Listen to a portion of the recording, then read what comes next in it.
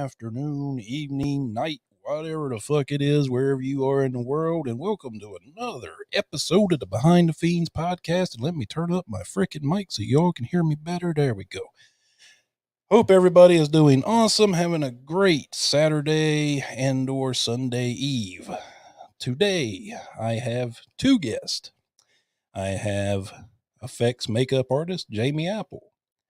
You may know her. She's from North Carolina. She's making a name for herself in the indie film community. She's worked on Wendigo with Jake Robertson and a few other films, but I'm going to let her tell you all about those. And then we have Dreu Moreland, and I'm going to probably mess his last name up, Jason Delzell from Panic Terror Films. They are an independent film studios. Imagine Image Comics, if you know what Image Comics is. Image Comics is basically where if you have an idea for a comic book, but you don't have the money for a publisher, you pitch them the idea, they stamp their name on it, but you keep all the rights to your work, intellectual property, so forth. That's kind of what Panic Terror Films is. But to tell you more about it, we will bring them in here shortly. So without any further ado, I will have Miss Jamie Apple and the tag team of Dreu Moreland and Jason Delzell, and I hope I am really not messing your last name up. No, you got it. Delzell, either way, man. However you can, get it out. Well, I'm North Carolinian, and we mispronounce shit all the time. Just saying. Oh yeah, we do. It's horrible. It's horrible. It's the whole accent thing. I think it's worse where we are because we have like a meshing of the North and the South. So yeah. Yeah, my coworkers pick on me because a lot of the things here are, Waiwa, Waipahu, Haleiwa, Honolulu, and I mispronounce all that shit. Like, it's terrible. Like, they got a place here called Leaky Highway, but it's spelled Like. So I was like, yeah, I need to go over to Like Highway. And they were like, like Highway. What is that? Well, that's what it says on the fucking sign. They were like, no, it's Leaky. I'm like, whatever, bro. Move on. Let's go. Well, enough about my bad grammar and or pronunciations. You guys, you are basically a studio that takes people's ideas and helps them realize them, bring them to life, correct? Yep, that's what we do. We're located in Pittsburgh, and we basically create locations and sets and people who have ideas of film. We just recreate it into a short film or a movie or anything like that. And what we try to focus on is the public. And there's a lot of talented artists out there, but don't have the opportunity to show what they got. So this is a great way for new artists to build their portfolios and have something on their list before they get into the bigger productions.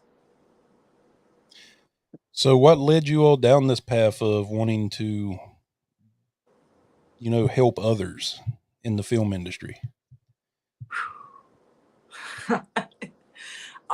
Well, we asked the tough questions here. Oh, well, no, it's actually simple. We both went to the same college. That's how we met. And we were both in not a really great situation financially in college. You know what I mean? You were sleeping in your station wagon, and I had a sea bag and just found a place to sleep for the night. And that's how we made it through college. And we're still doing projects during that time. And I think me and him had the hardest experience going to school while trying to figure out where you're going to stay for the night. So that gave us a really big drive and a little bit more of like reality, and that's just how we met. Yeah. Well, I'm originally from Maryland, so I decided just to, apply for some school, and then I got into Douglas Education Center, and I was like, I'm just going to go up there and live in my car. End up meeting her. Worked on some projects of our own in school, and we just met a lot of good people, a lot of good group of friends that want to help out on everyone's projects. And truthfully, it's the struggle I've seen in band members, and filmmakers, like trying to get their name and more recognition. And that's something I just like, both of us like to help out with, is helping them get recognized, or, um, to be seen more by others, or get, the respect that they do deserve. Yeah, and what we like to prove is that you don't need high tech equipment and a crap ton of money to make this dream film. You can meet people and know more different techniques to make a badass film without being discouraged, without having any money. And that's the whole point of it. So With being, basically, you're. oh, Oh, I'm sorry, Jamie. Go ahead. Go ahead, Jamie. sorry, with being located in Pittsburgh, do you have people come from like all over, like nationwide, to work with you? I mean, are you guys planning on going like Canada, maybe even like worldwide if people are coming, willing to come to you guys? Yeah, so actually we have a film called Hobo Saves the World. Yeah, no, it's no. I like the idea because one of my favorite movies is actually Hobo with a Shotgun, and I saw that I was like, dude, this is going to be fucking awesome. Yeah, I this, looked into that today and checked into, some of the stuff you guys have been working on, and it all just looks phenomenal. thank you. Right. And the funny thing is we haven't spent $1 yet. So what we're trying to do is create inspiration to other artists out there so they don't get discouraged about not having money. You can do it, just in a different way. And so with Hobo Saves the World, we put out a casting call, and we have people coming from different states. We have people coming from Seattle, Washington, um, uh, North Dakota, Texas, Maryland, Michigan, people from just Pennsylvania. And what we're trying to do is uh, to see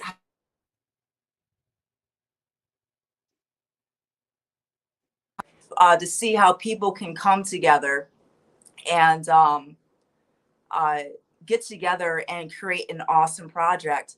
And so we started this collection, and it's H is for Horror, Tell Your Story, and Hobo Saves the World. It's all the same exact film, but in different perspectives.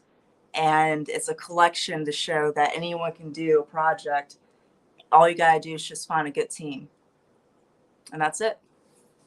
Hey, well, I don't know if you guys have any SFX artists on board, but hit me up. I would definitely like to pitch in and help out, throw some stuff in to help you guys. Oh yeah, absolutely. We'll share some information after this. Absolutely, that's awesome. That's always been my biggest thing about these horror movies, because I go on Indiegogo all the time. I collect producer credits like most people collect Pokemon, and but there's so many projects on there when I look at their budget, and I'm not accountant or anything like that, but I get looking at them like, you're wanting $20,000 for this film when I know you could do it for half of that. Mm-hmm. But then they go, well, I've hired actors and this, that, and the other. And I'm like, you can go to a college and they have acting students that will do that for just the experience Mm-hmm. for free. Mm-hmm. So why are you hiring an actor when you've got colleges with acting classes or drama classes that you can? I don't know. I just go off the Lloyd Kaufman view of how to make a film. If you can get something for free, get it for free. Why pay for it? Well, yeah, I mean, and that's the whole point about the film industry, because like a lot of people don't really understand on how difficult the film industry is. Um, where if you're an actor and you're a damn good actor, and but you don't have like real experience with it, it's very difficult to get onto a set. If you're an amazing filmmaker and but you haven't had that one person notice it yet, it's very hard to get onto a film set. Any kind of like artists have this kind of struggle. And so we designed Panic Terror Films to define that. And we look for local talent. We look for, you know, these people that have what it has, what they, you know, that they can do the job. You know, they can prove they're really good at it. It's spectacular. And so we give them that opportunity, and then boom, they got something that right on their portfolio. They got a, you know, an acting reel right off the get-go, off of it, a credit. And you know, that's what helps people get to where they need to go. And it's just so difficult to get to that part when you're not accepted because you don't have the work to show. And that's the conundrum in the industry. See, when I went to art school, that was what my professor called, and it's probably universally known, but it was called pie. That was, it's, you know, just simple, but it was payment in exposure. So if you're like me being, you know, I like to draw cartoons. Well, I can do your job and get the money, but that doesn't give me the exposure that I need to say if I want to go work for a Marvel or DC. Same with an actor. If you're a aspiring actor, how are you ever going to get noticed if you don't do the work? You know, so sometimes you gotta do some free jobs here and there to get your portfolio built up, I guess is what I'm trying to say. No, and I agree with it. And that's just the difficult part in the art world. So we're just trying to make a gateway for it. And it's been working. We did Tell Your Story, and we were able to go across the whole United States without leaving the state. And it was a documentary for people to voice their opinion on what they see as a perspective. And also it was kind of like a little bit of like a test and of, you know, of humanity, to see if people can actually spread a positive word and help out one another. And they did. And we had some kind of producer that we still don't know today that put our casting call all over these like agency websites. Some people boost our ad, and I mean, people told people by word of mouth, and to this day we are still getting videos and phone calls for them to voice their opinion, and the casting calls are already over for it, and you know, the film is basically done. But I mean, it's just amazing how people can really come together at the right time and right moment to make a difference. And we want to start that as an inspiration so others can carry the torch, and not just help people in the industry, but also help people everywhere else, you know, because this gives a positive impact. If people are staying in the creative mindset, working on something, you know, maybe a little bit of violence might go down. You know, maybe a little bit of hostility might go down because people are just coming together and they see how everyone is similar to one another because they're all there for that same purpose. And I think that's what's amazing about art. You Sounds know, like with me. oh, Yeah. sorry. I always cut you off, Jamie. I apologize. Go ahead, Jamie. Go ahead. I I, d- think I, there's a delay with us or something. I'm sorry. I just get like a squirrel, and if I don't get it out, I'm gonna forget it. That's just how it is with me. I know the pandemic changed filmmaking for everybody. It definitely is a whole different world, you know, and a lot of those changes have stuck afterward. Was that a good change for you guys, or was it a bad change? You know, because it sounds like you guys did amazing with, you know, your around the country thing. Did that help you guys out with that? I mean, you know, I think the whole COVID-19 affected everyone in its own way, but there's always a new door that opens up. and it's either if you recognize it or if you choose to go through with it. And nothing stays the same. You got to be flexible with anything. um, you know, you know, just coming from like an artist point of view, you just have to adapt uh, what comes to you and see how to roll with it, and just don't stop what you're doing. Just keep pushing forward. It made us push harder. I'll tell you that. Like, it's always been a struggle in the film industry. Like she said, like I tried to get in the unions and stuff like that, and they want all kinds of thousands of dollars. And like, there's a lot of film companies that want me to pay them to be an actor, and I'm not even getting paid myself. Like, most of my gigs or jobs have been non-paid, which I'm cool with. And so that's why we made it a thing out of helping people and doing free gigs, because it's a way of masterminding the network, reaching out to people, and people, and that respect goes a long way. Like you said about all the fundraisers and stuff. Yeah, some of them are a little goofy, man. Like, they want too much money, and like, you know, a lot of them artists don't need, I mean, that much money to do a film. Like, where's all that money going? Yeah. You um, And that's the thing. I've seen so many of them, and not to repeat myself, but it is true. When you, if you're just a person that goes on Indiegogo and you're like, well, I got a few extra bucks in my pocket, I want to support a project, I love film. You go on there and you start scrolling through. That budget in a lot of respects is what makes or breaks what you've put on that screen. Makes or breaks if people want to support your project or not, because is it feasible? Or is it just going to be one of those things that doesn't get funded, and then you got to try to fight to get the refund and all this other kind of crap? And indie horror, I mean, if you're trying to do $20,000 or $30,000 indie horror movies, then uh good luck is all I can say. Because I mean, those are normally, I mean, Jamie could probably attest to this.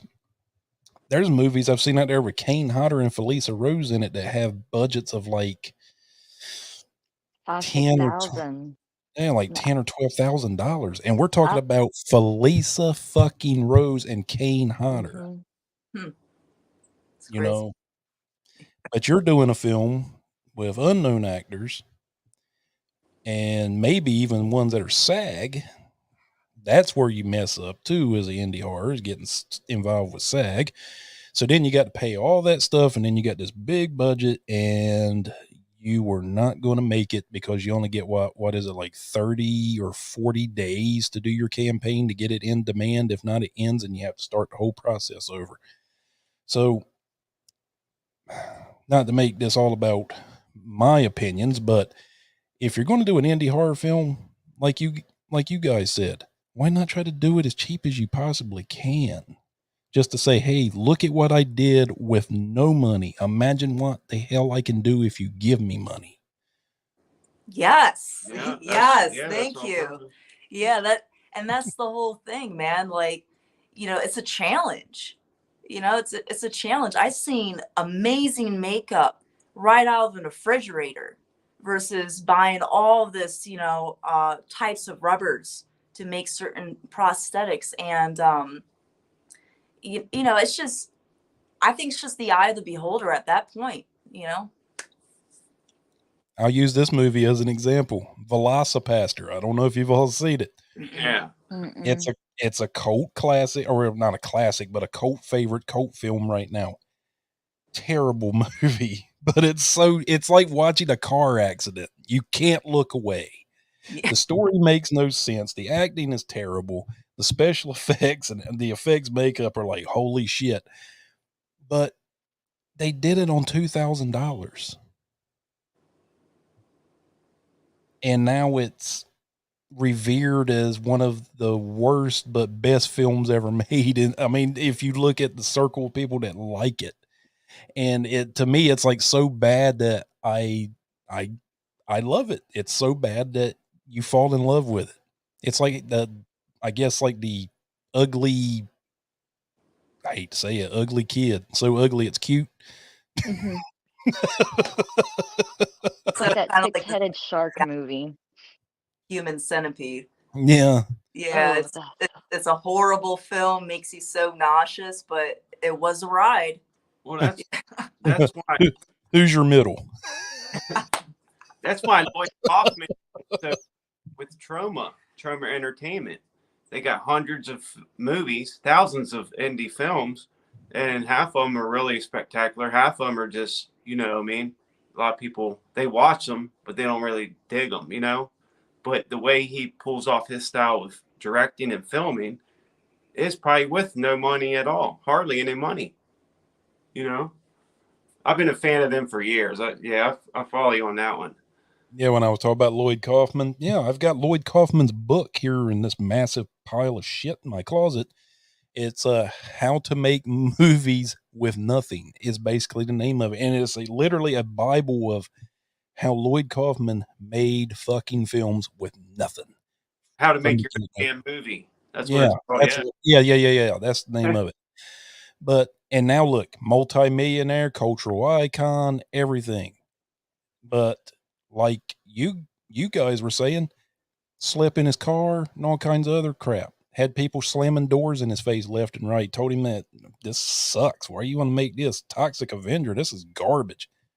Yeah, well, Toxic Avengers now, I've got action figures in my living room of Toxic Avenger, for Christ's sake. And they even made a children's cartoon out of it. Mm-hmm. That's one of the best films, dude. Like, yeah. Kids smoking weed behind at the nuclear power plant. They get weed from there and they all mutate. That shit's bad. Lloyd Kaufman's got one hell of an imagination. I wish I could get him on here at some point. Me too. I probably could if I reached out to him and be like, big fan.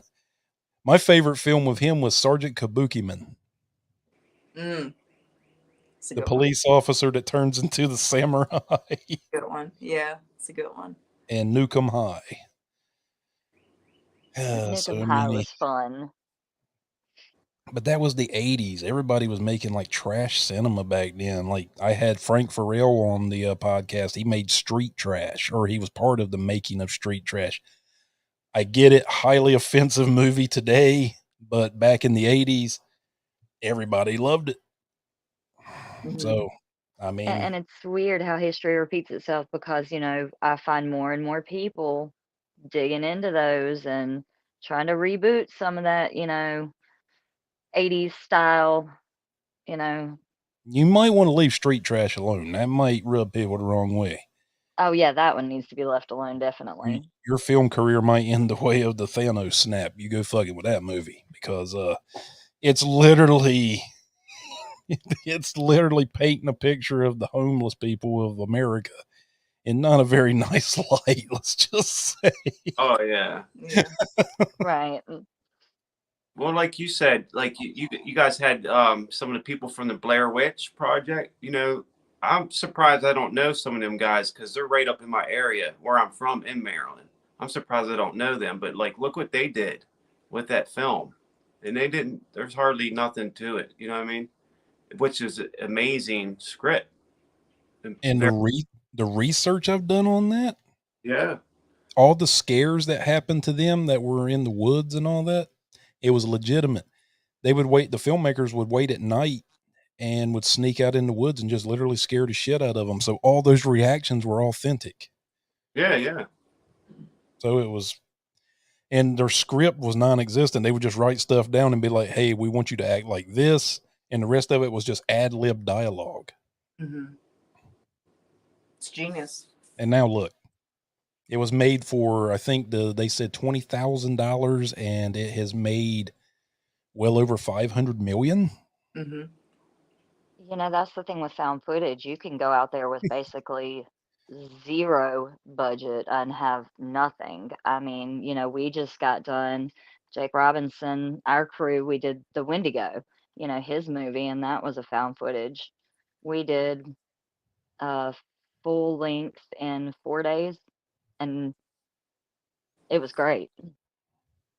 Yeah, I know you were talking about you had, not to bring up any names, but you had some issues in your effects makeup tent there for a little bit in them 4 days. Yeah, well, it all worked out and it was great. So it was a great weekend. We bonded, all of us, that weekend, and it was phenomenal. And I can't wait to release the movie so everybody can see. We had no budget on that. It was, well, let's make sure everybody's fed and everybody works, and we'll do it. And It was literally a GoFundMe, guys. A GoFundMe for his film. mhm. And I think when he was through, he raised what, maybe 5 or 6,000, if I don't even that. think. No, it was only like 5 or 600. Like the GoFundMe never went anywhere. So he So basically ate a lot of that cost on his own. we did, That's yeah, what I'm talking about. And now he just got picked up to work for Discovery Channel on a show. Yep. yeah. So I'm Proves your excited for guy's Jake for point. that. Yeah, Proves your point. Yep. If you make the sacrifice, you get a payoff. Exactly. Because yep. he just got noticed by Discovery Channel. Is going to be working on a show for them. Being a cinematographer for him. Yep. That's awesome. And that's the thing. It's all about having a perfect team. If you got a strong foundation team, you can do anything, you can go anywhere. It's just how you want to aim that projection. That's it. Because you never know who's watching, who's looking. There's a guy that's in this chat right now who I am a producer on his film. His name is Morgan Wellborn, and I love the concept for his film. It's called Hellvirus Asylum of Haunted Horror. Asylum. Yeah, Haunted Asylum of Horror. Hmm I I'm on as a apologize. producer as well. Um, I think you guys should hook up with Morgan and help him out, because right now he's pretty much carrying the banner by himself, and we've Oh talked to yeah, him a little bit. He's like super stressed all the time and everything. I can understand, but I truly believe in that project, and I really want to see it come to fruition for him. So, I mean, if you guys got ideas for him, hey, throw it his way. Yeah, we'd be down. Definitely. I think I seen something about it. There's been so many I've applied for, and I've like you said, like the Indigo like films, like fundraisers. There's been a lot of them that I've never heard nothing back from them. Even to offer my free help, that's where what she was talking about has been real problematic. So that's what we want to really try to change, because true passionate filmmakers and stuff, like that's how we bring the people in. It's like our creativity, our networking skills brings these people in yes, as a family to want to do this. And they're not there to be like famous or be rich. Either are we. If that happened, yeah, we would love to be able to pay everybody. All of us make a good paycheck. What people don't really understand is when you go out and when you help people, get to where they need to go, your networking becomes unreal. Like, I mean, it's just me and him on this couch, but all the people that we've been involved with projects, I mean, I guarantee we probably have one person per state, that we can call up if someone needs something from that state or whatever. And I mean, like our networking is unreal. It's very powerful, and it's all from the public, and it's insane. And I think it's a really beautiful thing that people can just get together and help out each other, and it's very strong. It's very powerful. Yeah, you all just recently had I woke up this morning, had an email from one of your friends that does like pop music, getting Hmm ready to go on tour and different stuff, and have yet to email them back, but I'm going to. And yeah, see, networking. Met you Yeah, guys. Now I have somebody coming on, and just he's a so happened I have a music podcast that's going to be coming up, so it would be perfect for them. awesome. Yeah, he's a cool guy. I think I know who you're talking about. Hot baby. Yeah. Yeah. Yeah, he's a cool guy. He's cool. Now Really? my dad is very old school. He's going to be like, "Pop baby, who the hell is that?" I cannot wait to see your dad. I've heard so much about him. I'm Well, you'll excited. you'll get to see him tomorrow when we're on with Steve Miller Band's Kenny Lee Lewis, their bass player. And Yeah, you all get to meet my dad. My dad is not big into pop music or rap and nor metal. He wasn't very big on the stuff that his son listened to either. Um, yeah, I really want to have your all's friend on just so, because I love all music, but I also want to see my father's reaction. He goes, "Pop baby, well, what?" You know what though? I think your dad's gonna love Pop Baby after that. He's gonna be like, man, this song, fire. He's gonna love it. He's gonna love it. He's very young. Like I'm 42. I think he's about 22 years old, maybe give or take. He's old enough to drink, but like his talent, man, is really amazing. Like when he gets on stage and stuff he's a performer, man. And like I just want him to be like me and her, how we look out for people and we care about people as more than just a film group or music group. His family, like we don't want these people getting stirred into like people getting their hopes up or steering them some way where they sign something and they sign all the rights over to someone or they ended up getting bent over, because that's our whole purpose, is to help guide and shadow these people so they get the kind of success they need, without all that headache. Right. Because we want to show people that they're independent too, that you don't have to rely too much on third party businesses. But I mean, sometimes there's situations where you have to, but I mean, we seen a lot of bands that we personally know that got a record deal and haven't seen 1 cent from their music, so it's a very competitive environment. And for someone that's new to it, going into nothing with like no knowledge about this kind of stuff, it's, people will say anything just to get you to sign a paper. Yeah, we just lost a giant of an artist yesterday, Neil Adams. I don't know if you've ever heard of him. He was a comic book artist for DC, worked on Batman. He did Hard Traveling Heroes, Green Lantern, and Green Arrow. And behind the scenes, that was one thing a lot of people, those within the know knew, but those outside didn't. He was a big advocate for protecting writers and artists and their intellectual properties.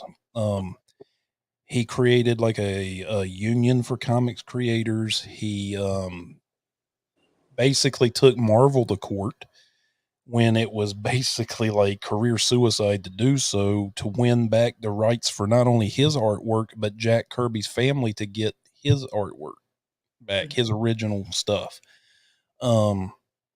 He Siegel and Schuster, I think, who created Superman. He helped them take DC to court so they could get their payment and some kind of insurance just for creating Superman, because story has it those two were basically homeless when they made the Christopher Reeve Superman movie.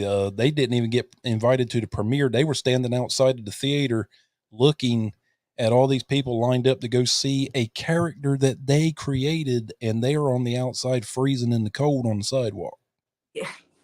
Yeah, it's like I said, it's messed up with certain situations, but I did a video not too long ago, and me and him were talking, and I said, this industry is a very, very, very rough industry. The art world is very, very vicious if you get too deep into it, and then there's going to be a day where you crash and burn really hard, and it can happen multiple times, but it's up to you if you want to get back up.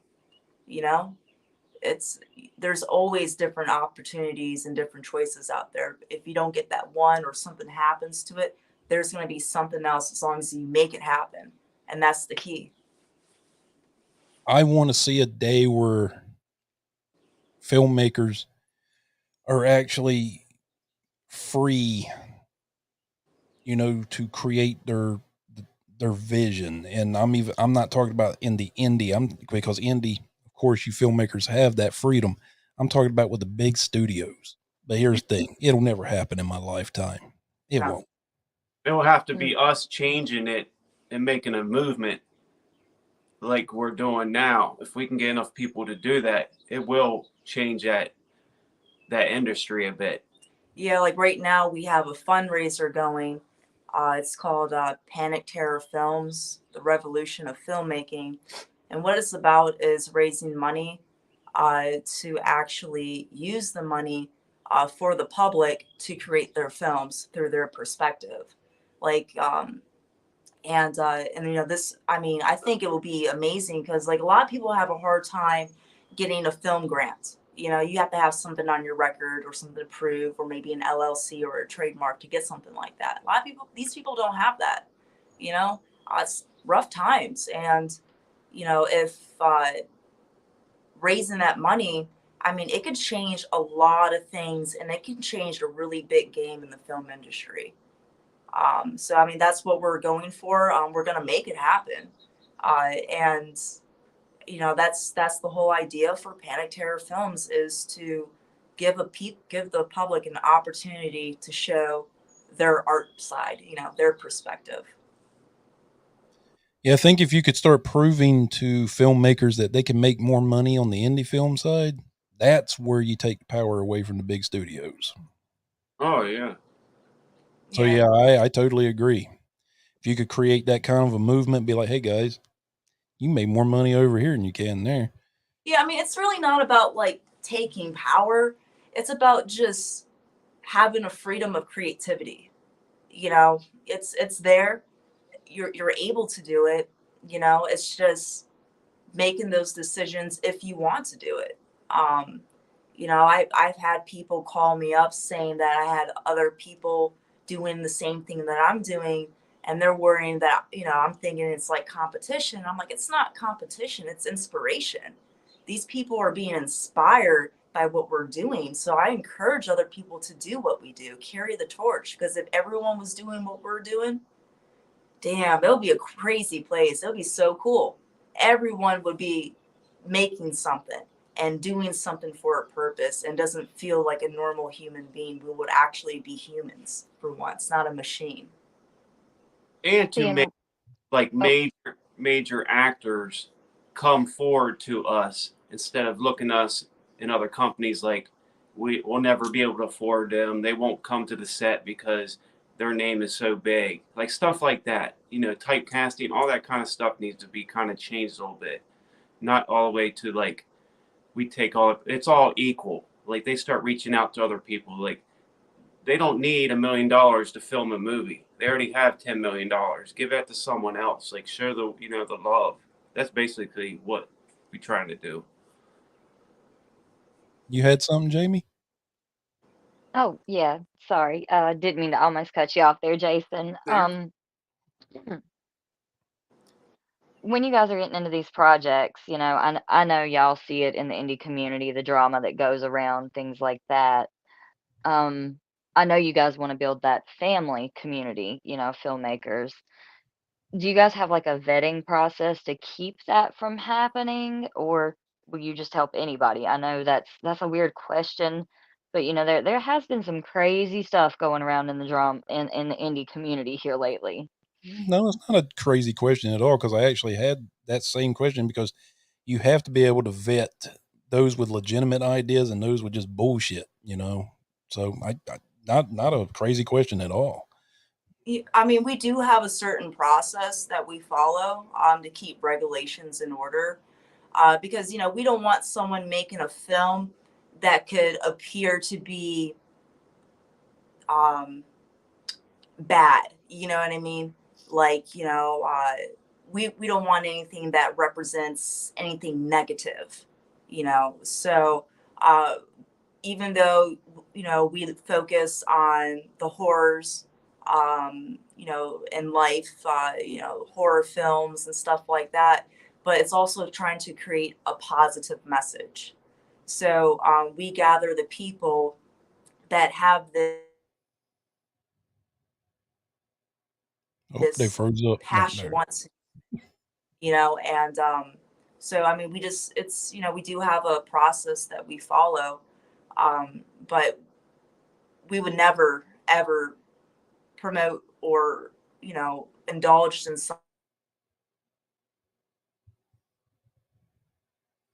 something that, or anything that represents any kind of hate or anything along those lines. I don't. Our internet keeps freezing up.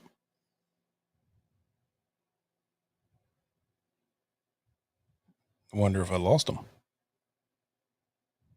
No. Don't think that can actually. Hey, There you are. There you are. Yeah, I mean that's just what we do. We have a regulation. Things when we people.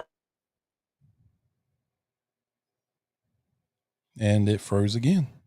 It did. Are you still seeing me okay? Everything good on Yeah, I can that see end? you fine. Okay. They Making got some sure. kind of probably something going on. Internet. You would think over almost 30 years of internet, we would still. I know. You all are like, fuck, I'm just trying to say what I got to say. Right. Oh, it happens, man. But It's, yeah, we have people like put on a daily basis out to a lot of people, different projects, scanning all the time. Craigslist for film gigs, like to be a part of, or just to build our own crew. Like we'll know within the first couple of times hanging out with them, getting them on a project, if they're going to be loyal or dedicated enough. You know what I mean? And then we'll go, and they're the ones who stick around. You know what I mean? Like we don't even have to say nothing to them. Like they usually know if they have that passion for it or not. Yeah. So it's pretty cool. We met a lot of amazing people, and a lot of amazing people are behind this brand. And I mean, just give it a few more months, and it's just going to get even bigger and bigger and bigger. And I never thought something like this could be truly possible. But I mean, we made it happen, and it's an extraordinary thing to see. Well, I want Hobo Saves the World to be made. Oh, I yeah. am. You're gonna love it. You're gonna love it. It is insane. It is like every film we do has a purpose behind it, you know.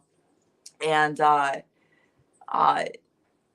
when you watch Hobo Saves the World, you're gonna laugh, you're gonna love it, but then also you're gonna see the truth within it, and it's written very well.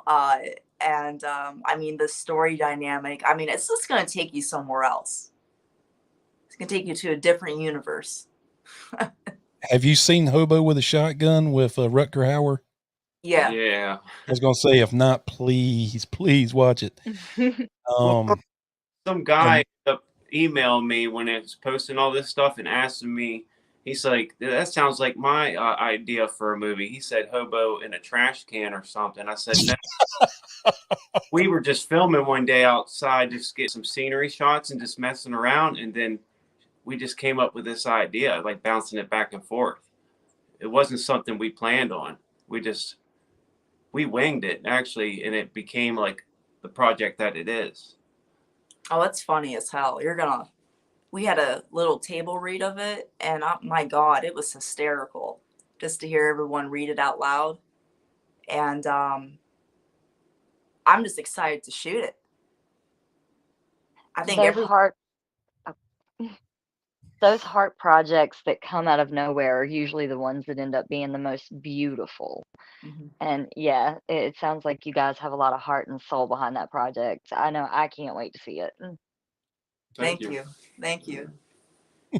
Hobo in a trash can, though, man. That fuck.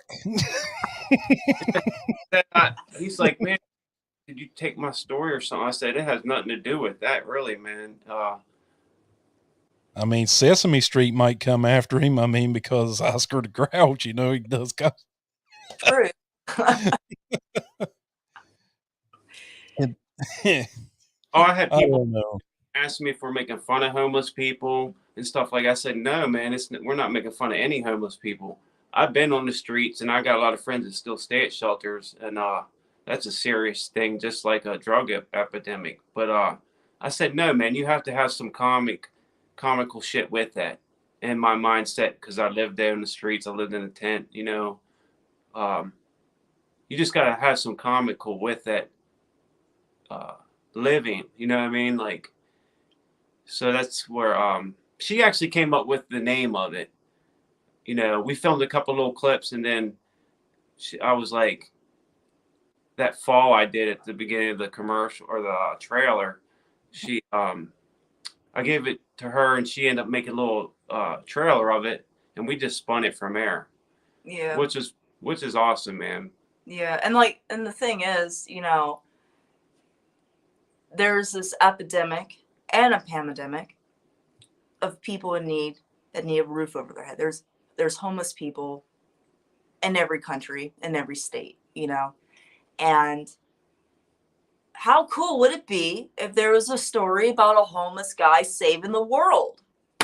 You know, like, come on, like, there needs to be inspiration like that, you know, because a lot of people view people as homeless. Because I mean, me and him were homeless at one point, and you know, it was hard. I was taking showers in the sink, in a building. You know, I didn't eat for like 2 weeks at one point. You know, I wore shoes to where I had no soles at the bottom of my shoes at one point. You know what I mean? Washing my clothes in a sink in a, you know, in a restaurant and trying to blow dry them. So, you know, I've been there. And you know, and having that kind of experience, you kind of appreciate the world around you. You know, you're not materialistic. You see more values in life, and taking that experience and seeing where we're at right now, and then having the ability to make films, I think it would be awesome to have a film about a homeless guy saving the world. Because there needs to be more stuff out there like that.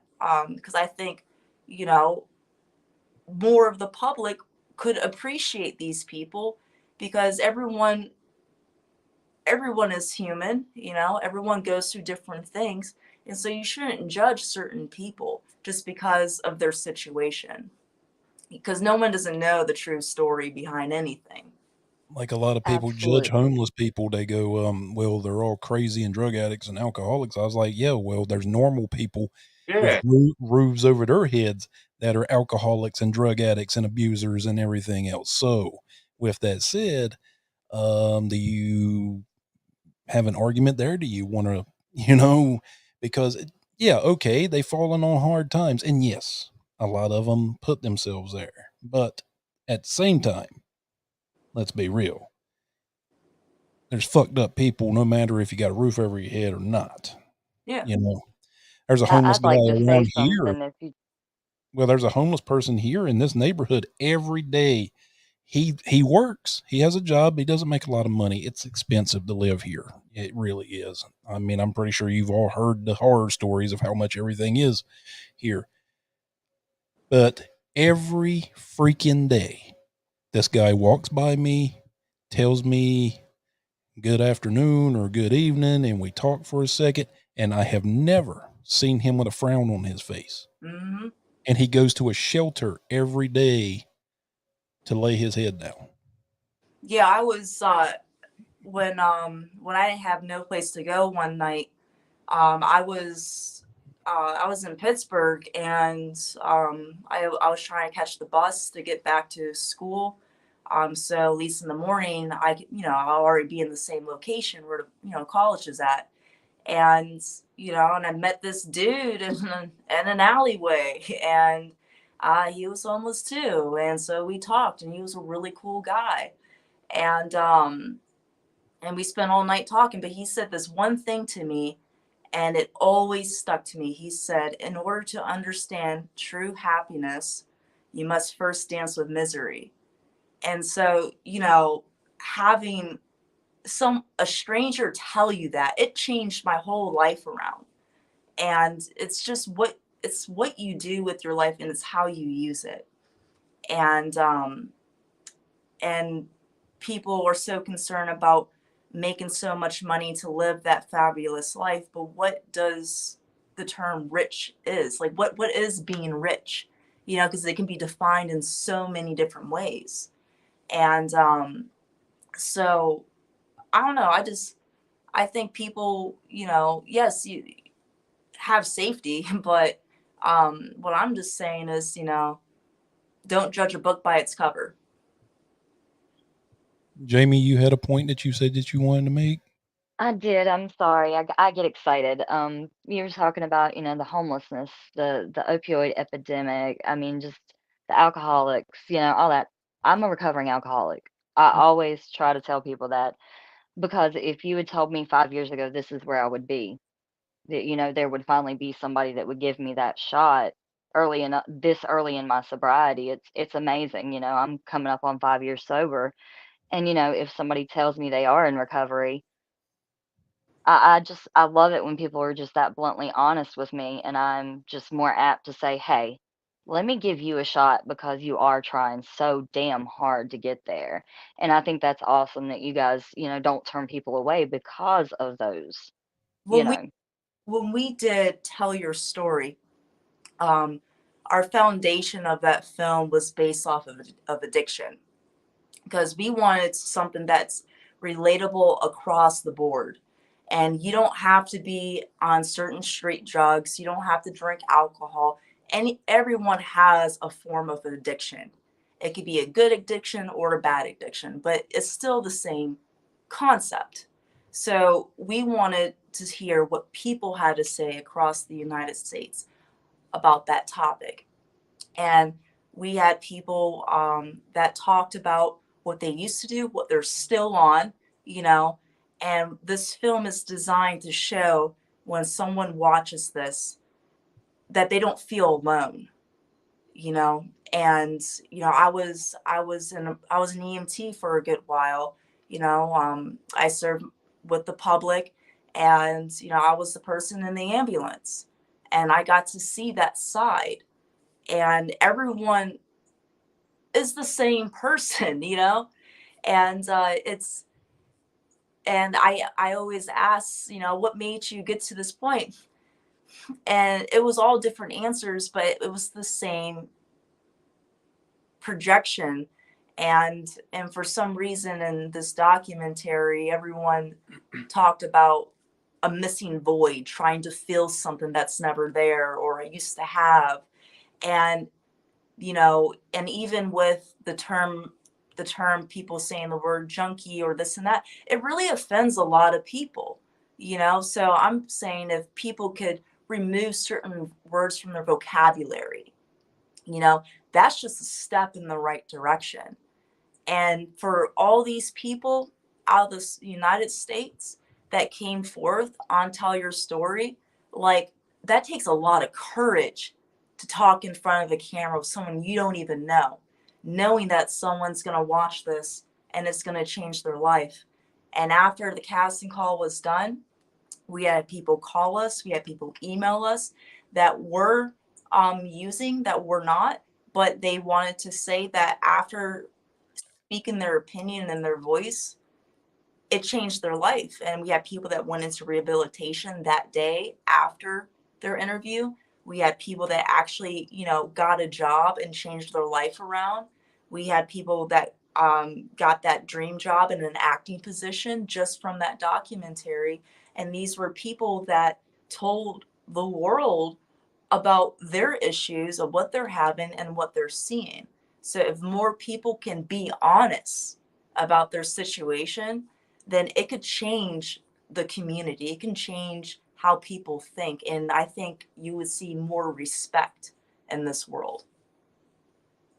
Yeah, You got to you break as an that EMT. stigma. Oh, I'm sorry, Jamie. Oh, no, I just said you have to break that stigma of, addiction being horrible, because like you said, we all have addictions. So Yeah, I was just saying, you as an EMT, you've seen the ugly side of it. I'm Oh, sure a yeah, lot. Definitely ain't nice. I've seen really messed up things in this world, and I've seen some really beautiful things happen. You know, I've seen stuff where science just can't explain what the hell just happened. And you lose people and then you save people. And I couldn't be more grateful to have that kind of experience.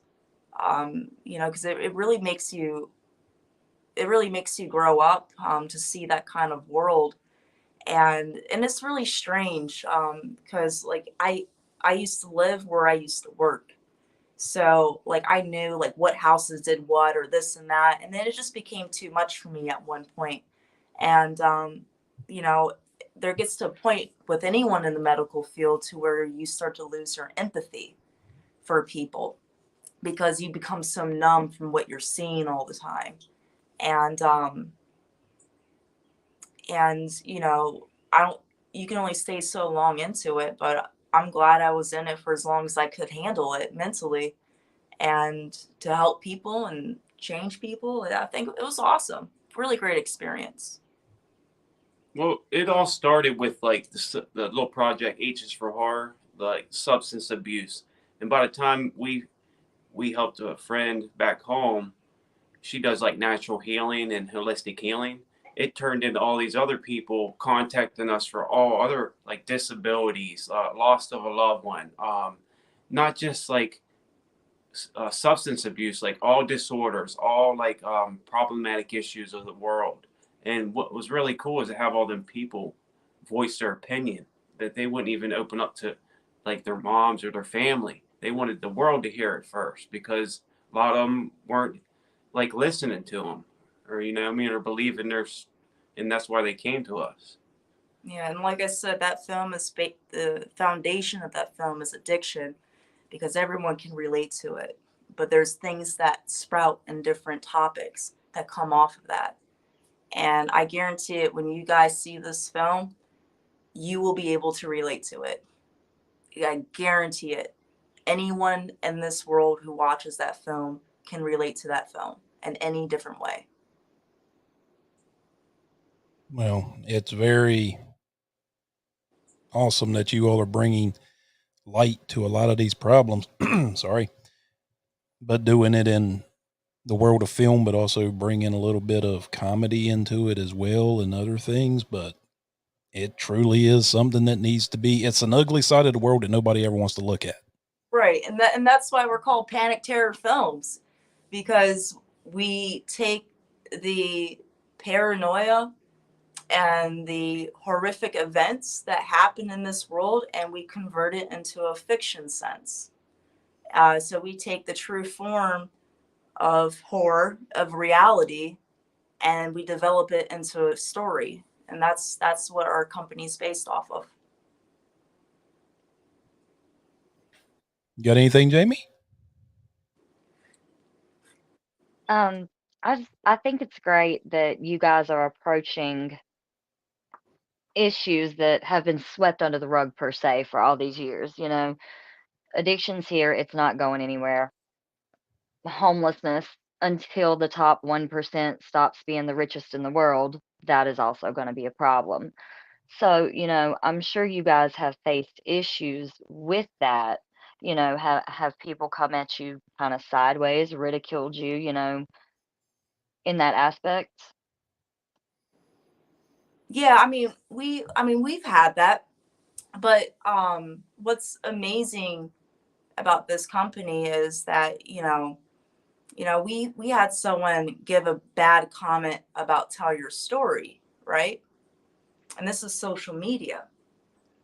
And what happened is I didn't remove it. I just let it sit there.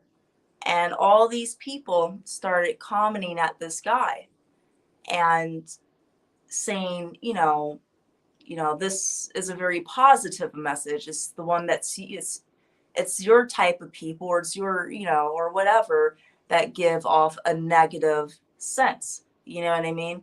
So I let the public kind of uh, grab the reins on that, because it is a public film. This film is created by the public, so the public should have a right to voice any kind of opinion with no filters. And then maybe that guy possibly thought different afterwards. Maybe he was like, maybe shouldn't have said that. And I was truly amazed on how so many people stuck up for that film. It was one bad comment and and then all these people just piled on it, and it was amazing. And I think you're going to have that no matter where you go, but Mhm. you know, it shows where certain areas are contrast and where it's not, and that's for the people to decide at that point, you know, on how they perceive it. And I think that's with anything, with any kind of art form. You can go to the art museum and see a naked lady painted, and some people might see that vulgar, or other people might see it as art. It's how you perceive it. And Yeah, then they used to make us draw some pretty interesting nude models when I was in art school. Let's just leave it at that.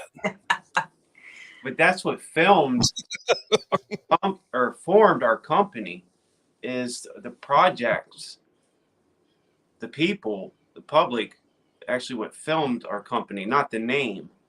She thought of the name, but like the inspiration from the people of us reaching out to them to have them a part of any of our projects, not just that one or the ones we have lined up later.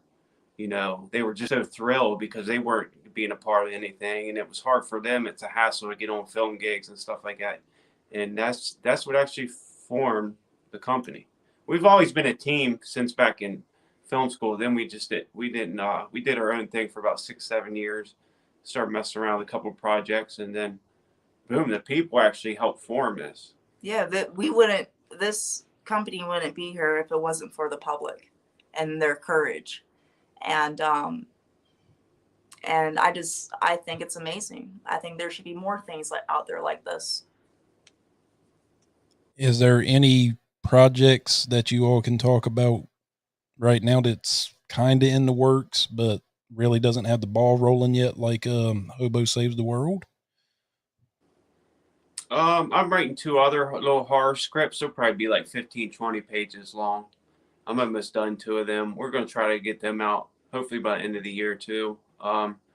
We got a bunch of commercials that we've had lined up before we start doing all these other projects, and we just like trying to do them in a form of fashion where it don't bombard us, because we got like probably like 4 more commercials to do, I think, a couple music videos, and we're all trying to do it in a timely manner that it doesn't overwhelm us. Mm-hmm. There are certain projects that are confidential. So this company had people in their life that they want documented, so it might help other people. And so I mean, at that moment, probably like after Hobo Saves the World, we're gonna be knocking out these music videos, these commercials, and then a few more short films. But there's stories, you know, in different states in the United States that we are going to be traveling to capture these moments of time, just to help people. And I mean, we're really excited for that.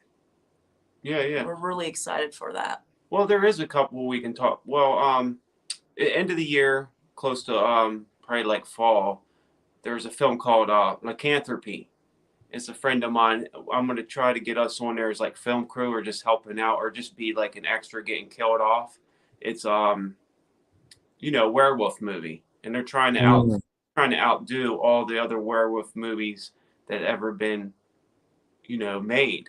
So I think that's pretty cool, and I can't wait to go back to Florida just to Damn, I wish I lived in Florida. I am a huge werewolf nerd. Like, I love anything with fucking werewolves in it.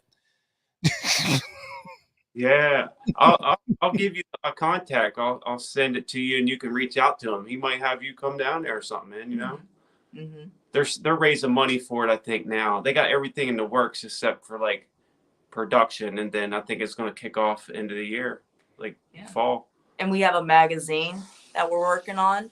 It's going to be a magazine 4 times a year, and this is a place for you don't have to pay anything to submit your article in there.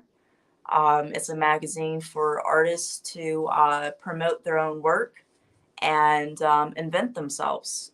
And I mean, to get like a published magazine credit, I think that's really good for anyone's portfolio.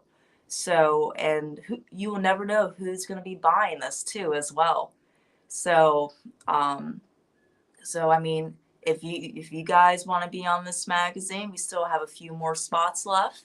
We can share the information on that, and send me to the link to that, and I'll put it in my website and list it under Panic Terror Films magazine. That way, if people go to my website, they can just click that and go directly to wherever you need them to go for it.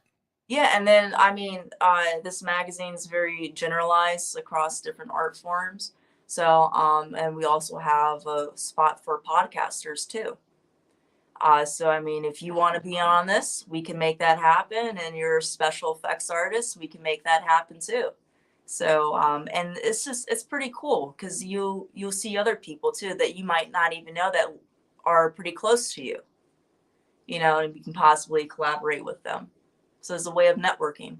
It's like five or 10 categories, like special effects, VFX, artists, musicians, and filmmakers. I'd love to be in a magazine. I would have to fix my face a little bit so I can. It's pretty cool. I mean, you get a chance to write your own biography. And then our journalists will review it and, make sure, everything is true. And then make sure, any like grammar typos, that will be fixed. And then you will be able to submit your own photo. So your own headshot or any way you please, just no nudity or anything like that. You know what I mean? Well, you all don't want to see that. Clean. but I mean, the magazine clearly says the magazine to invent yourself. And here's the thing, like, you never stop growing, and the minute that you think you've done it all and you did it all is the minute you stop.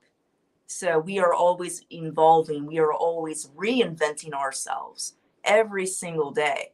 And I just think it's pretty cool to do something like that, because a lot of these magazines, you got to pay like $25 or $40 just to get a spot, versus why not just do it? You know what I mean?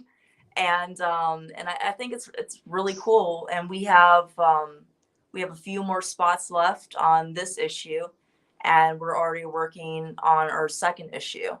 So we'll be a few issues ahead before we release the first issue.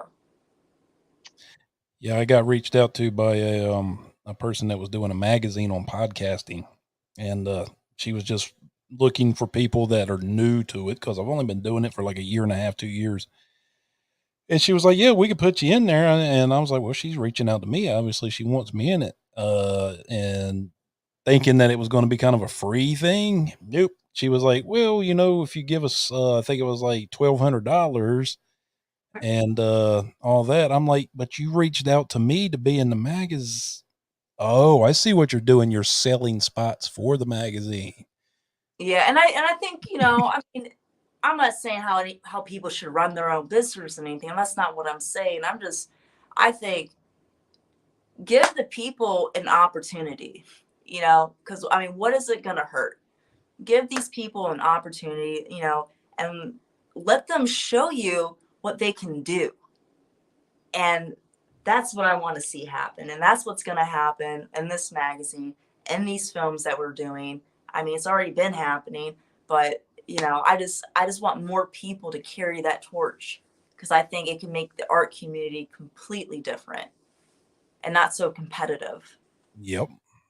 Yeah, my goal would be to have like David Lynch, Lloyd Kaufman, and Mel Brooks call me up one day and be like, let's do something, maybe Stephen King or one. You never know. No, I want to say too, she is actually an illustrator too. She got her title, and you'd probably like that.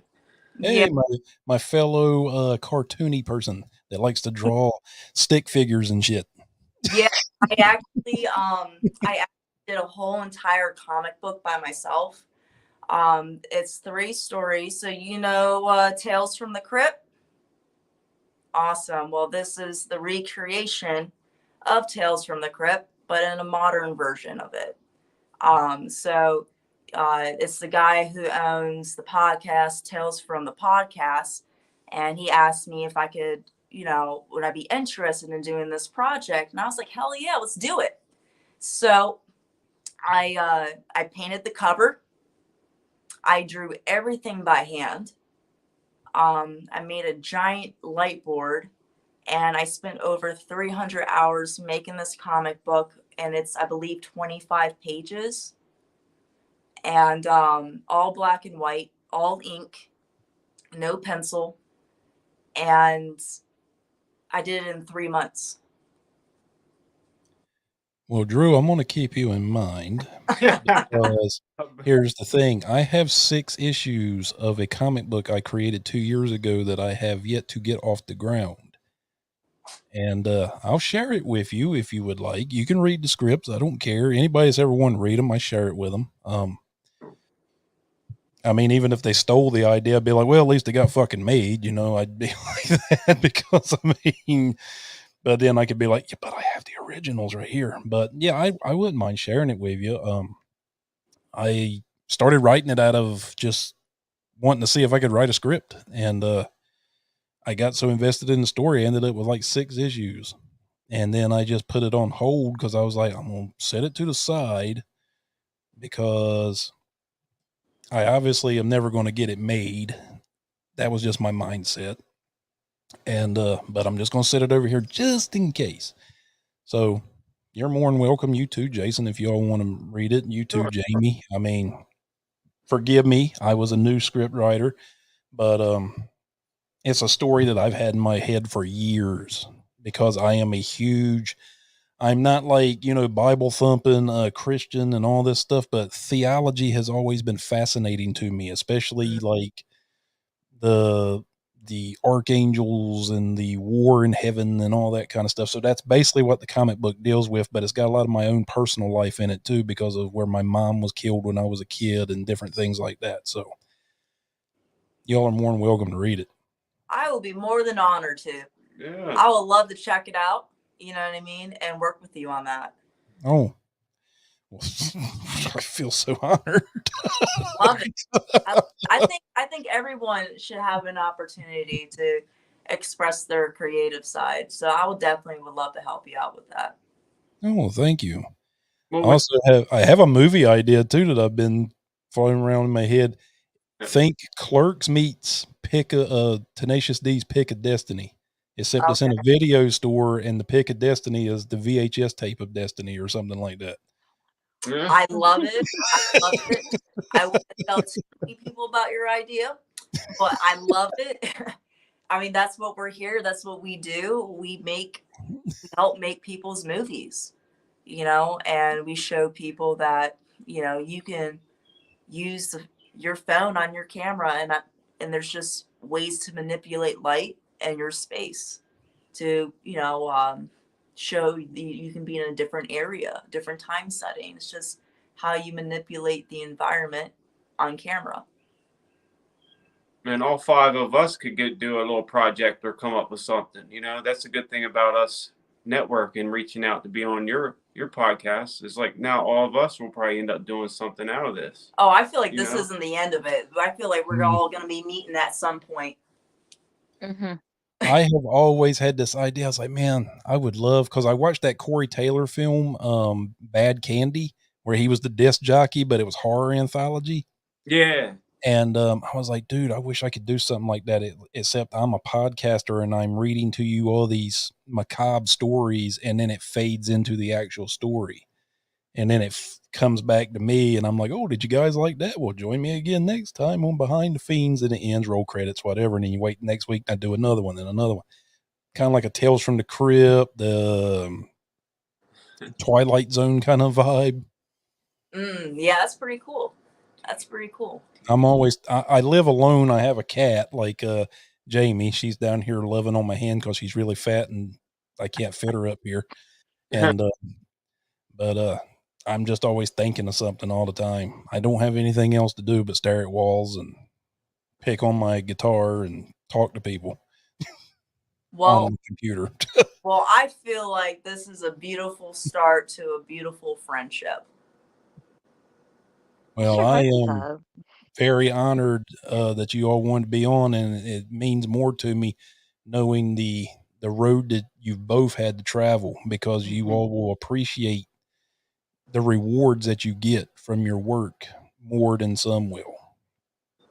True. I mean, that's just my opinion. Like that quote you said, "To know true happiness, you must dance with misery." I guess what that quote was. Yeah, in order to find happiness, you must Yeah, get misery. Yeah, that's very true. it is. It is. Amazing the wise man that you met. Hey man, like I said, I feel honored being on here. I think it's really cool. I'm having a fun time. Ow, my cat just bit my hand because she likes to bite when I give her love. I don't know why. I don't know if that's worrisome or what. But yeah, I mean, I am totally honored that you all are on here, and I would more than happy to share those comic book scripts with you. I can't wait to see you get your films made. Maybe I can pitch mine to you. The hey, Clerks meets Pick of Destiny. What you think, guys? You know? I was telling her I wish we had the funds or something where we could actually come over there and film some of our stuff over there, or Hobo Saves the World, which is, you know, I mean, that's the only hard part is like the locations, you know, like, but it would be really cool, man. If not this one, the next couple, we can definitely try to come out that way. And I for, wanted I wanted to make a werewolf film over here called The Howley. yeah, They call people Howleys over here, or white people Howleys, but like the Howling, except it's the Mhm. Howley. So it's like a tourist comes over here to Hawaii and doesn't realize that he's also a werewolf. I'm yeah. saying I would like to have a new view. Why?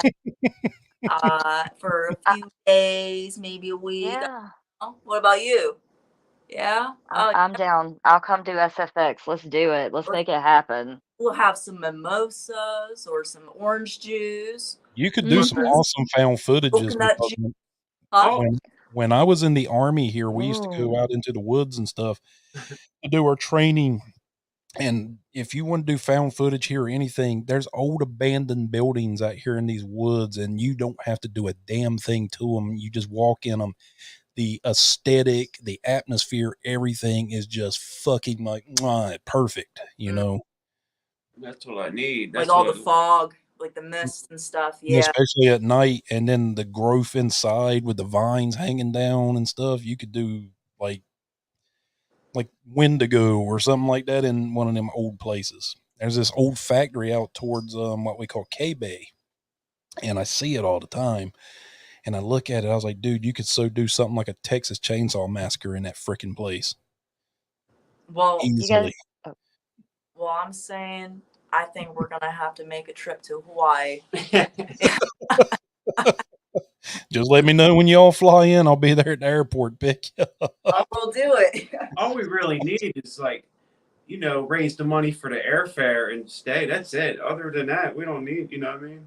Pretty Well, much. I got you. I got you for accommodations if you don't mind sleeping in the studio. Where my bedroom is my studio. I don't sleep. I sleep in the living room on my couch. Well, But I'm first, not married. My kids are grown, so I'm like, you know what? I'm going to turn my bedroom into a studio, and I'll just sleep out in the living room because I don't have anybody to cuddle up to. My cat sleeps on my back every night, and so whatever. But yeah, I can get blow up mattresses and put in here. There's plenty of room in the bedroom. we'll figure it out. We'll figure it out. But I'm down to come to Hawaii. I used to live in Hawaii. I don't remember it though, but apparently I lived in Hawaii when I was a baby. I wish I could remember that.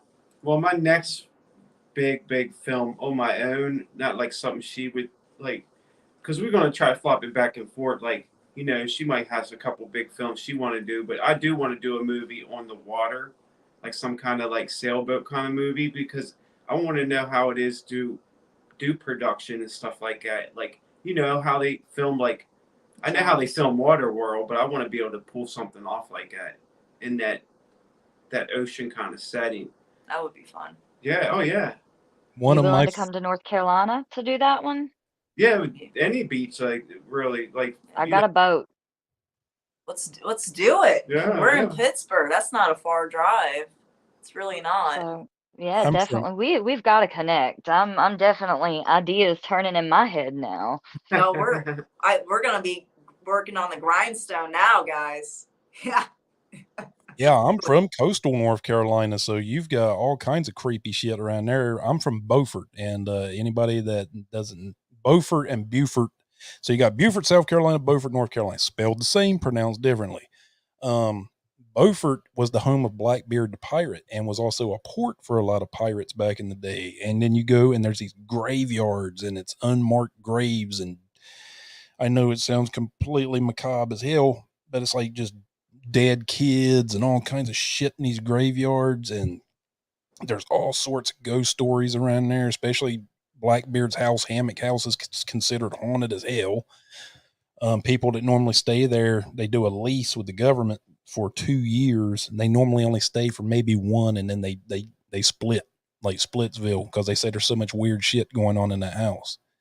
Which, to be honest, Blackbeard had a 14-year-old wife that when he came back off of a raid, I guess he'd done, he tried to get her to be intimate with him, and she refused to, so he hung her in the backyard. That's crazy. A 14-year-old kid, and he was in his 40s. Yeah, different time back then, huh? It's like the freaking Canterbury Tales. That's a crazy book. Them pirates ain't nothing to joke with, man. Like, there's still real pirates out there. Like, they don't look like we think they do, but they're out there, man. I sailed from Fort Lauderdale to Mexico.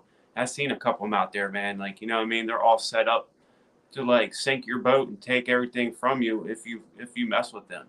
Like, they're out there. I didn't believe it. It's true, dude. You know, which would be pretty cool, man. I just want to film something on the water. It could be your idea, her idea. It doesn't matter whose. I just want to try to film something neat on a nice, 40-foot sailboat, 50-foot sailboat, something like that. Here's a movie for you for inspiration. It's a Billy Zane and Nicole Kidman film. I don't know if you've seen it. It's old. It's from the 80s. Dead Calm. Oh, yeah. Where they pick up this guy on a boat, and then he throws the husband overboard and tortures the wife. Yeah, that movie's insane. It's very intense. The movie, like, I thought about that. Like, what if that was me when I was watching it, or if that was my girl or something like that? Like, that movie's really nuts. That would be cool to have like a little storm coming in, and you have GoPros, on different sides. I think that would be pretty cool. They But I found guess my footage on mind went to like the totally different, end of the spectrum there. I was thinking like serial killer, old fisherman dude. He's using sharks in the water to get rid of his victims. I don't know. Sounds pretty cool. I've already got the title for you. Chum. That would be cool. Let's do it, guys. Let's aim like, summertime. Zombie surfers beat down pirates. Just shit like that. My buddy Luke just said it's not as intense as fried green tomatoes. Those ladies scared the fuck out of me. That was a good movie. I mean, to turn people into barbecue. Well, I mean, we are going to be going to Florida towards the summertime. So maybe on our way back or going there, we can probably film this. Make a pit stop. Let's do it. I mean, why not? We're going to be coming down that direction anyways. Yep. Chum. Yeah. There you go. Do like a 20-page script, like a short. Yeah. Yeah, we're totally going to have to share information afterwards. Guaranteed. Absolutely. It's already happening. I know I have Jason on my Facebook, but do I have you, Drew? I liked your page, Okay. so you might see me pop up on there. Not big into Facebook and stuff. What? I said you're not big into Facebook and stuff. Oh no, I'm on Facebook. Oh, Yeah, I'm on Facebook. I didn't know if I had have, you as a friend on there or not because I had Jason. yeah, I 'Cause mean, I talk to Jason almost like daily. I I get a lot of like followers or friend requests, so sometimes it's hard to keep track. She's not on it more than I'm on it more than she is, because she be doing more technical stuff and, like, painting and doing our artistic stuff on the side. You know what I mean? So I'm more Editing. on there than she is. So I thought I might have sent it to you or not. I'd be sending stuff to so many people I lose track, because I'm trying to put it. I try to put her name out there and, like, try to message stuff to so many people, and yeah. Well, I say let's film this. Let's get this going, guys. Yeah, just preparation. That's all we need. A little. Chum 2023. Let's do it. Let's do it. Let's do it. I'll play the serial killer. I already kind of look like one, I guess, anyway. So I mean, you only Hey. live once, right? So let's do this. And it wouldn't even be that hard, you know? well, I already have the down east accent from coastal North Carolina, so I've already got that for you. We got it. We got it. Let's do this, guys. Want to go fishing? Well, my husband, he builds props, sets. He knows how to help me with makeup, does craft services. He doesn't do Facebook or any of that, so he's just like the behind the scenes. So that's an extra set of hands for anything we need. Let's do it. I know how to cook. If anybody's interested, I can boil water. Yes, I know that sounds like you've just seen a leprechaun, but yes, as a bachelor, I can cook. Promise, I can. I'm so down. I think if everyone pull together, and I think we can make a really badass film. I really do. Hmm. I like how this podcast turned into, like, let's make a movie. Almost like a pitch meeting. Yeah, like a brainstorming session. Love it. Well, I just had a complete, like, brain fuck all of a sudden. Like, my brain just went beep. Like I was thinking too much about Chum. Right. But it has been really awesome. I have enjoyed myself immensely, and I do think that we need to stay in touch. I think this could be a beginnings to a very beautiful relationship. Oh, yes. Yeah. Yes. I agree. Yes. After this, we'll share each other's Facebooks or whatever, so we have a way to communicate. Mhm. And I mean, I'm dead serious about doing this film. So I mean, if you guys are, I mean, we can all put in our hands. Woo, go team, and let's do it. Yes. Yeah. Yes. Was Just that like the Rocky Horror thing? Got to figure out how to get some damn sharks. And I can send you Maybe I band. can make some. What? What'd you say, sweetie? I said maybe I can make us some sharks. Yeah.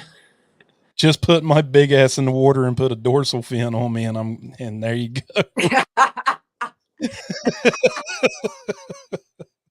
Funny.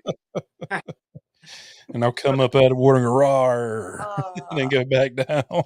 Plus what we can do for you is relate the bands that we're working with, relate you to get them on your show, because Yeah, shoot them my way, because like I said, me and my father have that music podcast. Yeah, we'll help you out. I'm going to get Pop Baby on there. I'm just going to go ahead and warn him. My dad's going to be like, "What the fuck is Pop Baby?" That's probably going to happen. So I hope he doesn't take offense. Dude. Like his good, man. He has some good music out there. I'm just waiting for the day where he gets picked up, because I mean it's gonna happen. And the Perishables is gonna be something you'll like, because it's like new wave metal, but it's still got that flair, the old school metal, like the grunge and the punk. You know what I mean? And they're a really cool band too. I mean, and yeah, I like rockabilly, horrorbilly. I like horror punk metal, old school British British metal from back in the day. I do like hip hop, a lot of it. I lean more towards the old school hip hop, like the Tupac, the Notorious B.I.G., the Tribe Called Quest, stuff like that. Salt and Pepper. Yeah. Yep. Yeah. Cool. Well, yeah. Also, Boys to Men, Philly's coming back again.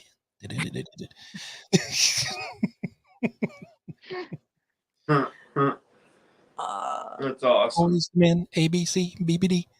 Yep. I love it. Now you're serenading us. It's beautiful. I do that a lot. You all just had to get used to it. I like to sing from time to time. I love it. I used to have an episode where I was singing Afternoon Delight while we were watching a movie.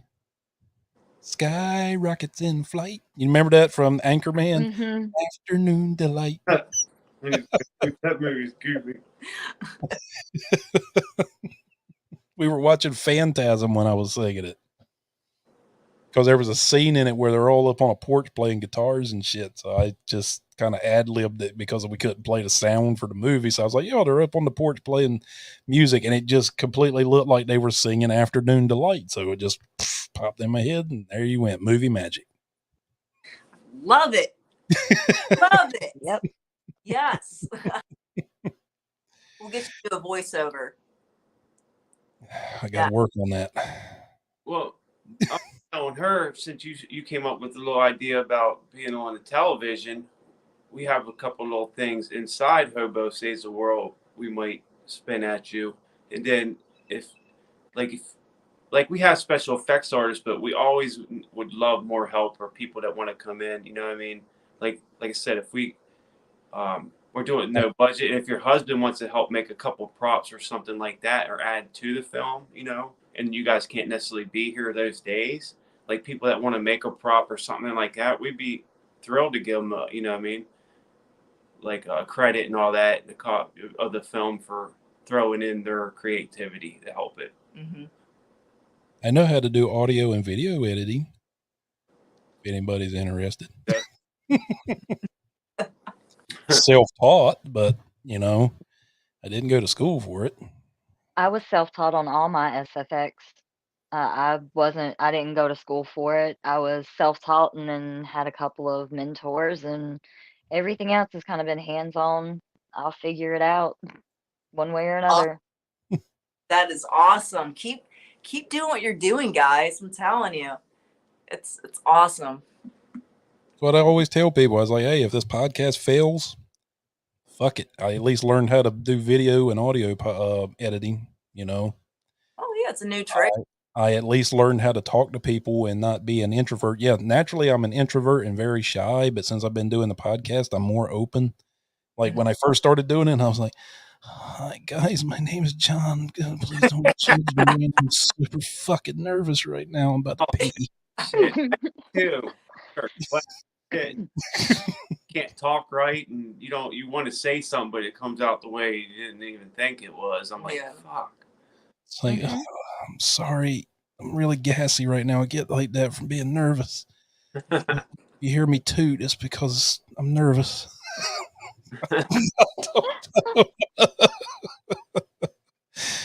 Now I just don't give a shit. Oh, it's hysterical. Well, it has been a real big honor to have you all on. Thank you for sharing your story. Thank you for providing a place for people to go and bring their ideas to life. We need more like you out there because there's so many artists, aspiring filmmakers, musicians, whatever, that don't know how to bring their vision to life. They know what they want. They just don't know how to get it out there. And you, Dreu, you, Jason, you're providing that. You're saying, hey, let us help you open that door to walk through it. or we're going to stand behind you and just throw you through the door and make shit happen. Yeah. Give you that kick in the ass. I really am stoked. Serial killer shark shit. Well, not a serial killer shark, but a serial killer that feeds people to shark to erase the evidence. That sounds cool. But a serial killer shark would also sound, I don't know how you'd make that work. But I'm so fucked up in the head, I probably could make it work. Maybe. I don't know. Jack the Ripper. Never mind. Anyway, it's been awesome. And anytime y'all want to come back on, just let me know. Absolutely. Absolutely. And thank you for having us on the show. And you're welcome. All the folks out there watching this or will be watching this, follow us on Facebook, or just type in panicterrorfilms.com. It shoots you straight to the website, and check out Tales of Shock and Terror, the comic book. It's going to be released soon. And then The Perishables and Pop Baby. And if you all want that web link, it's in the descriptions for this video. So it'll be down there. Awesome. Sweet. It has been awesome. Guys, please reach out to me again, come back on, and we'll do these pitch meetings again and create something else. Yeah, let's do it. Let's do it. Anytime, let's do it. Thanks for having me. And Jamie, thank you for stepping in and being my wonderful co-host today. Just so you guys know, this is a relaunch of my podcast. The old one went away. We got a new one, and you all will be the basically debut episode of the new and improved Behind the Fiends podcast. Their video, the YouTube site still staying the same. The YouTube channel's the same, but the audio version of this will actually be the premiere episode. Awesome. Sweet. I'm excited. That's cool. Mm-hmm. And it was really nice to meet both of you. Like, seriously. I mean, we're going to talk more after this. Let's just be honest. Yep. Yeah, absolutely. Yeah, no, I can't do the whole bend my fingers and, oh, yeah, I can. You're a funny dude, man. And you're really cool, sweetheart. It's a pleasure to meet you. Like, Thank you. We'll reach out to you in the next few days and see if we can get you, like, at least you a part of the hobo, and see if, I know he can't come to this location, but we can probably get him in it somehow. Oh yeah, we can figure out something for you easily. Oh, I can record you something easy. I got green screens in my room and everything. We can make this possible. That's what we like to do, guys. I can be anywhere y'all want me to be. I can be in space. I can be in Egypt. All power of the green screen. Because really, I'm not sitting in a video store. I'm actually sitting in my Harry Potter closet apartment. Oh, wow. Fancy. Oh, fancy. Cool. Love it. Ooh, magic. But it's been fucking awesome. This has been fun for me. Needed this today. Because I have been scared to death since I decided to relaunch this thing. It's like, fuck, man, I'm doing this all over again. Is this going to fail? Is it going to work? Whatever. But I think it's going to be great. We'll help you push along, man. We'll help you get the people you need. Like, we started a podcast. Like, I set up a page for it, Panic Terror Films, and I probably got like almost 800 people in there, and I haven't even put one podcast episode on there. I was just like seeing like to build people up and then start it eventually. But yeah, with not even having no videos, that's how many people I got on there, which is insane, you know? Yeah, I need to figure out what I'm doing wrong. I've only got 80 subscribers so far. I'll send them all your way. That's still good. It's better than nothing. Yeah. I think that's awesome. You just got to keep doing it, man. Just got Yep. It's called keep digging, because I always tell people YouTube now, well, if you got in on it when it was in its infancy, you're golden, like you're angry video game nerds and people like that. You're golden, you're set. But now you're this little grain of sand in this massive ocean. But you know what? If all those little grains of sand get together, it becomes like a rock. You know what I mean? And that's what we got to do. We all just got to get together and make it happen. You know, we got to work with other teams. That's what we got to do. Well, it has been awesome. And like I said, I want you guys to come back on at some point. If y'all want to stay on after I end the broadcast, you're more than welcome to. But guys, we're going to get out of here. So for John, Jamie Apple, Dreu Moreland, and Jason Delzell, thank you for joining us on Behind the Fiends. I'll be back. Ooh.